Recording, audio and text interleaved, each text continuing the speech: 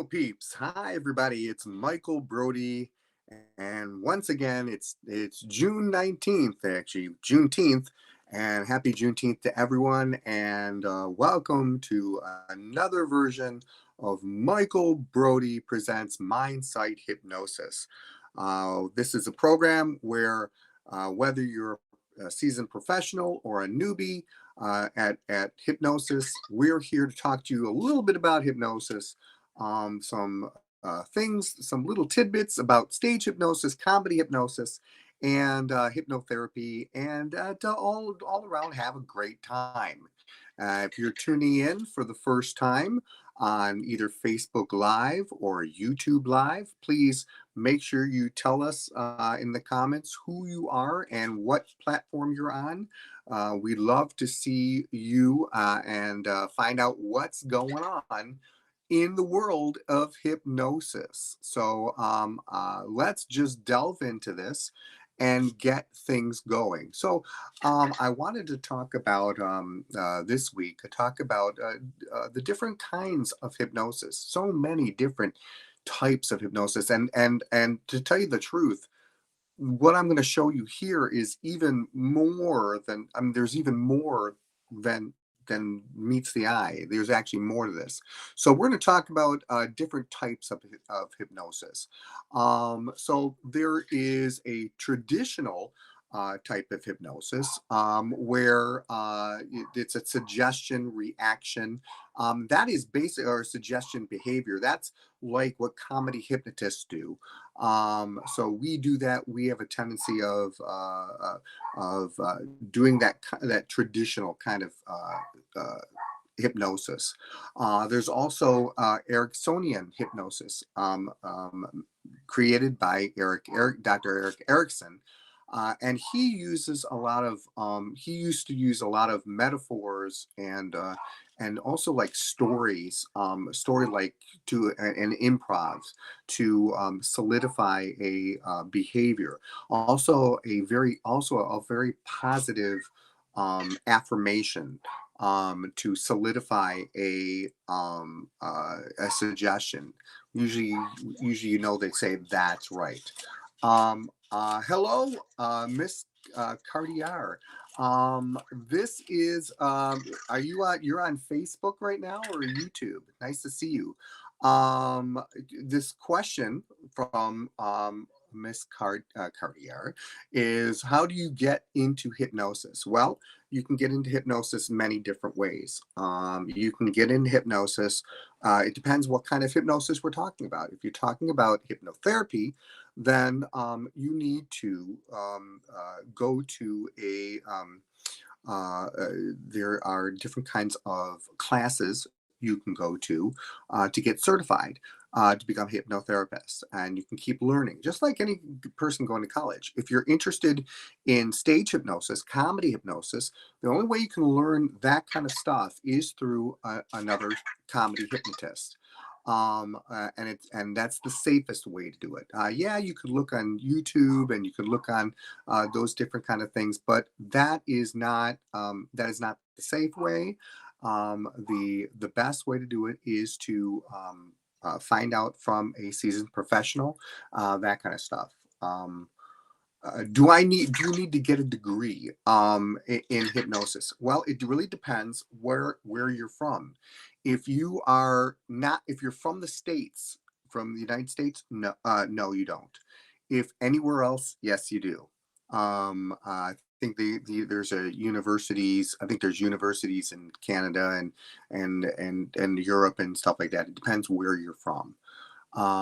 So that's important to know. You have to be either way, whether you're licensed or not, you need to be back that up with insurance. And whether you're a hypnotherapist or whether you're a comedy hypnotist like myself, I'm insured for $3 million for my shows, for $2 to $3 million for my shows. That's standard for a comedy hypnotist that travels around, and that's for their protection as well as my protection. Um, if you're again, if you're following, and we just started, and we're talking about different types of hypnosis, different styles of hypnosis. There's also a cognitive behavior hypnosis, where positive change in thoughts and behaviors. So you're really trying to change their behaviors through these cognitive thoughts and behaviors. There's another one called solution focus. And the solution focus is basically, it looks to the future. It's basically you have goals to set, and you go through hypnotherapy, you reach those goals slowly but surely. There's another one that I think is very, very cool. That is called regression, not necessarily past life regression, but regression in through your own life to find things. But it's a very sensitive matter. It's very you have to be very careful when you're doing that. You have to be very trained to do that. And then, of course, there's NLP, neuro linguistic programming. That is basically, whoops, I'm sorry about that. Basically, it is a combination of anchoring a suggestion through a physical sensation, whether touching your fingers or tapping your fingers or touching your head or anything like that. People use that a lot. Salespeople use that a lot by shaking their hands and saying, "Hi, my name is," and then all of a sudden you do that constantly over and over and over again. That's anchoring a suggestion. All of a sudden, when someone shakes your hand, all of a sudden you think that's the name. So that does work too. It's very interesting, those kind of things. By the way, in case this is your first time here, please make sure you check by every Monday at 7. Whether you're on Facebook Live or YouTube Live, we do this for half an hour. We talk about a whole bunch of different kind of stuff. I wanted to talk to you a little bit about commercials. We always have these commercials. So this commercial I played last week, but I guess it didn't really show. So I get to do this again. So this commercial is all about REM. Take a look.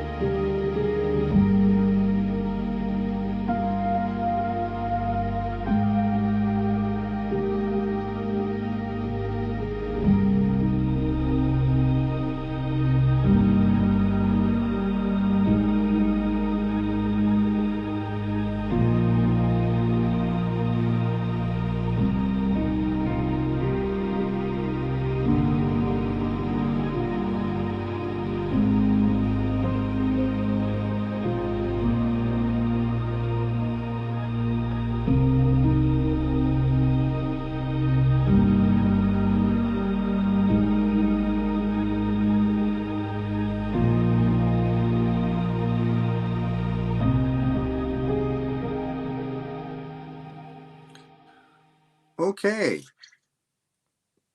So, REM is basically where you are in between your unconscious state, where you're in your deep sleep, and your conscious state, and you're in a what we call a theta wave. This theta wave literally can help you slow down your brain waves, where you can focus on one thing and block everything else out, and it works quite well. It is and it's where hypnosis where hypnosis happens. So it is a wonderful technique for you to try and work on, where you're just focusing on one thing and blocking everything else out. How can you do that? Well, it's really simple. It's just by starting to deep breaths in and deep breaths out, and then just focusing on one thing. And literally have hundreds of um, videos on my YouTube that you can check out for that. That is very interesting. So um, we are at the point right now where I would like to show you something that I've been doing. I've been a hypnotist, a comedy hypnotist, for basically what we call over decades, 32 years. And so I looked in my vaults of all the different shows that I've ever done, and we do something called a video vault of one of my routines that I did a long time ago. So I wanted to show it to you, and it's kind of funny. I hope you enjoy it. And it starts out like this.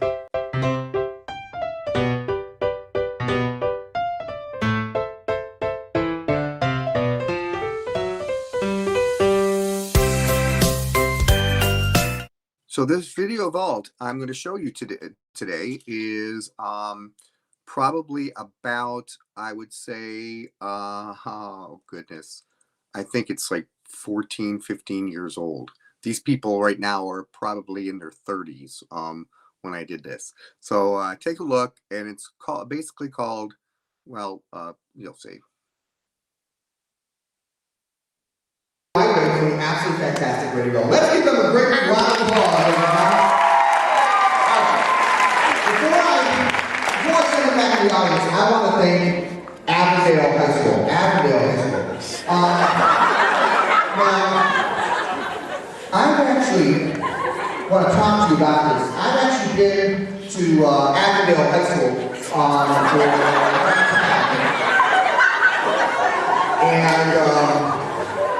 I think I've been to Avondale for about 14 years now. Probably 14 years, yeah. And I'm excited to be at the Avondale seeing all that people.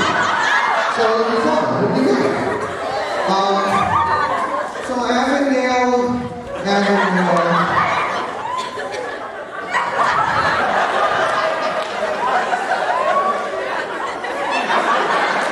You okay? I'm sorry. What's that? Where are we? Avondale, right. Okay, Avondale.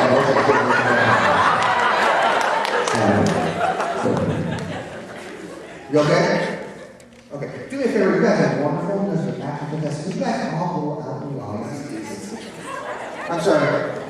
Avondale, right?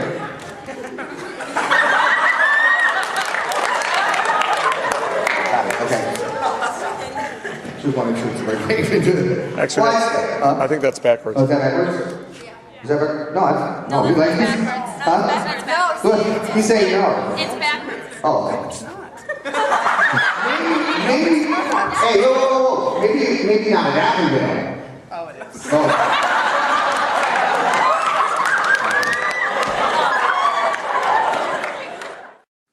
I do like doing those things. Those are funny. Is my shirt on backwards? I do that now and then. It's a lot of fun to do. Anyway, the next thing I want to talk to you about is I don't know if you've been on my channel before, and if you've checked out some of my videos, you'll notice that I have a new character. His name is Norbert.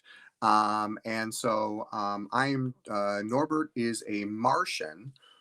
He's a puppet, really. He's a puppet, but I've created him as a Martian comedy hypnotist from Mars, obviously, and he is there to hypnotize Earthlings and show them a little bit about Mars.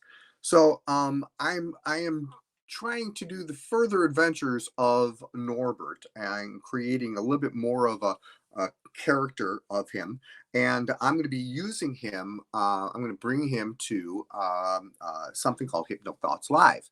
Hypnothoughts Live is an incredible place, amazing place, where I am going to actually talk on how to stage a stage hypnosis show. Hello, A. I don't know. You must be talking from YouTube Live, I think. If you have a first name, say hi. You can tell me your first name. That'd be great. But we're gonna bring Norbert to Las Vegas, and that's in about a month. I'm very excited. So it's gonna be incredibly fast paced um, uh, basically 20 minutes of me splurring out everything I know about how to stage a stage hypnosis show. And I'm going to bring Norbert there, and it's going to be fast paced, high energy, absolutely incredible. So the things I have for Norbert right now is I have people speaking in Martian. They'll speak in Martian when he says the word Chihuahua, or they actually dance something called the Martian Hoedown. They could actually start feeling like they're floating by hearing the word swing, or they can feel, or they can say, or they can go under hypnosis when you hear the word schwarp, or they even freeze and not move when you hear the word schlep. So those kind of things I'm working on, and I'm trying to create this character. And it is a lot of fun to do this. So I'm hoping that this works out quite well. So that is going to be a really fun time to do. So if you have any ideas or any kind of things that you would like to see Norbert do, feel free to tell me. I'll put my own spin on it and see what happens there. If you are a hypnotist visiting us at Mindsight Hypnosis, please tell me. I'd love to know that and fun stuff like that. So let's keep going. So when I was, what I also do is I also go to high schools and colleges and do seminars. And when I do high schools and colleges and do seminars, one of the first things I talk about because I don't talk immediately about hypnosis, but I talk about kind of things that kind of bring hypnosis to the front, such as this next thing I was going to talk to you about, which is copycat. Um, we as human beings like things that are equal and reactive. When we like things that are equal and reactive, we have a tendency of doing things that are equal and reactive, such as, let me give you a for instance. When I do a susceptibility test, one of my susceptibility tests is this magnetic finger. And when I do magnetic fingers, what I do is I tell them to focus in between their fingers and feel your fingers become like a magnet. They get closer and closer together. That stuff like that. Scott, it's my buddy Scott. So Scott just asked me about, do you plan to do a voodoo doll skit? Participating, mirroring Norbert's actions. So Scott, I already do that now. I do that called the Martian Hoedown. So basically what I tell the volunteers is I say to them, I say that that normally when a human meets another person, they usually shake hands, but they don't. That doesn't happen in on Mars. What happens on Mars is they do the Martian Hoedown, and then I tell them on the count of three, they on the count of three they stand up. All of a sudden they stand up and they want to greet Norbert as doing how you greet a Martian, and that is the Martian Hoedown. So whatever the Norbert does, you do. Whatever Norbert says, you say. And so that is I do have a video on that, so you can check that out of Martian Hoedown. It is a lot of fun. So yeah. So these kind of things, we like things that are equal reactive. That's one of the reasons, by the way. Hello, Felicia. I'm glad you finally got on. Yay. Woohoo. That's my sister. Anyways, this is I was talking about copycats and why we like to do things that are interesting and like things that are closer. That's one of the reasons why, by the way, when someone moves in closer, someone moves back. So it's like a effect. Or if you're in a room full of people and all of a sudden everybody stands up and you don't, and you feel uncomfortable. Why? Why is that? Because we as human beings like things that are equal and reactive. So if someone's looking up, you have a tendency of wanting to look up too. It is an incredible thing. Why can't family members be hypnotized? Says my sister Felicia. That is incredibly simple. The reason why family members cannot be hypnotized is because because you recognize your you recognize the hypnotist's voice not as a hypnotist, not as a professional hypnotist, but as a family member. And so that is the reason why. At least for comedy hypnotist. For therapeutic hypnosis is a different story. Can you be hypnotized in a therapy situation? Can family members? Absolutely. Absolutely. Why? Because it is a different story. You are trying to figure out a solution to a problem in therapy. When it comes to therapy, you're figuring out a solution to a problem. When it comes to comedy hypnosis, it is the comedy hypnotist that looks for people who are more susceptible to his suggestions. Now, susceptibility does not mean sucker. Not gullibility. It means who can take a suggestion, who can visualize, who can use your imagination, be creative, those kind of things. So that's important, by the way, and that's one of the reasons why a lot of people can be hypnotized easier if they can do these copycat things, if they just let go into that suggestibility. That's important.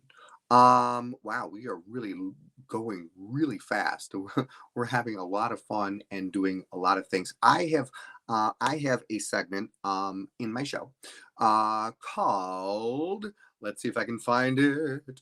It is called Person on the Street. And I wanted to show you, I have two people I wanted to show you. One of them is a professional hygienist. The other one is not is not a professional hygienist, but I want you to see both of these people and hear their answers. And it's very, very interesting how different people have different perspectives. Nothing is wrong. It's just a different perspective. It's like learning. It's like relearning or learning something that you never knew. So watch. Here's the first one. This is the person who's a dental hygienist. Let's get him over here. Here we go. And here he is right here. What's your name? Monty. Hi, Monty. So you are a dental technician? I'm a dental hygienist. Hygienist, I'm sorry, dental hygienist. Yep. We'll get the right word in a second. And Monty, can you tell me? Here's the words. Very interesting questions of the day. Yeah. So Monty, what does this nitric oxide do for you? So it's mainly used for patients that are apprehensive, that are scared of the dentist, to have fear. So what it does is it just mainly helps relax you, calms your nerves, calms your anxiety. So basically it blocks the neurons in the brain to help get you through the appointment. Sounds good. Now the question is, here's the big question. Do you think hypnosis can do the same thing? What, like your opinion of what hypnosis is, do you think that could also do that too? Hypnosis puts you in a state of mind. So I'm not sure. That's an interesting question. Have you ever heard of people, dentists using hypnosis as a anesthesia? There has been people. There has been dentists that use hypnosis in the past, but I don't think it's a daily practice anymore. Okay, so it's not daily practice anymore, but you've seen them use hypnosis. Yes. Do you think that actually does work? Possibly, yeah. Interesting. Okay. If they've used it in the past, then. Interesting. Because hypnosis does send out chemicals. Yeah. It sends out chemicals such as melatonin and serotonin. I don't know if you know this, but serotonin is like a happy chemical. Yeah, it does. And so that kind of blocks certain neurons the same situation. That's interesting. So if you that's one of the reasons why a lot of dentists or doctors will have something on the ceiling to look at, such as a very relaxing blue color, like the ocean or something like that, or you have very light sounds to help block certain situations in the brain. Wow. That's Didn't know that, did you? Yeah, that's a food for thought. Yeah. So that really does happen like that, and that's one of the reasons why they used to do that up there. Yeah. And so as the patients would look literally up and fill their brains with these different colors that affect the way the brain works, the brain waves, and they slip instead of an alpha wave going into a theta wave, which is where hypnosis comes from. Oh wow. So, I had no idea. Yeah, that's pretty interesting. So thank you very much, Bonnie. No I appreciate it. Thank Take you care. for the info. Okay, so that's one. I wanted to show you one more, and this is a person who I talked about REM to.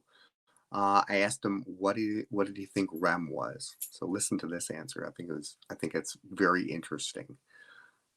He's like this. Hey, we're back here on Michael Brody Presents Mindsight Hypnosis, and I found someone right off the street of M59. He just came right in, and here he is right here. Hi, what's your name? Tramel. Hi, Tramel. Nice to meet you. And Tramel, here is our question of the week. Tramel, if I said the word REM, what does that mean to you? If you had a REM or REM, what do you think REM stands for? Just right off the top of your head. Hi. Good, you? Good. I called earlier about a two-door Jeep Wrangler. I don't know if I talked to you maybe an hour ago. Resistance? I have a broken That's muffler. okay. It broke off the joint. Anything you say is correct, so it doesn't matter. So I'll tell you what it is afterwards. If it Yeah. makes sense to. What do you think? Yeah. So if the muffler is like on its way out, we might as well put the new one. But you know, it's that rear pipe. That, Just take a wild guess. the Jeep started shaking, so it got like into like that Remember. wobble. And I think Remember. that Okay. Well, gave enough actually, it twist to stands just for snap it. rapid eye 586. movement.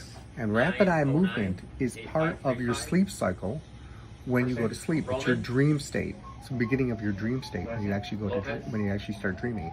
Your eyes actually tend to go very, very fast in your head.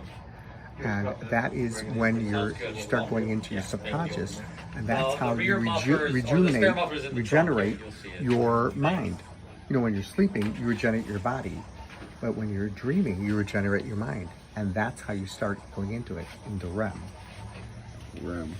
Interesting. So next time someone asks you, someone says, "What is REM?" You're gonna say, "What is it?" Your eyes moving very Rapid eye rapidly. movement. Yeah, rapid eye movement. Good job, Tramel. Thank you very much. Thank you. So, it's very interesting, hearing, obviously this person had no idea what it was.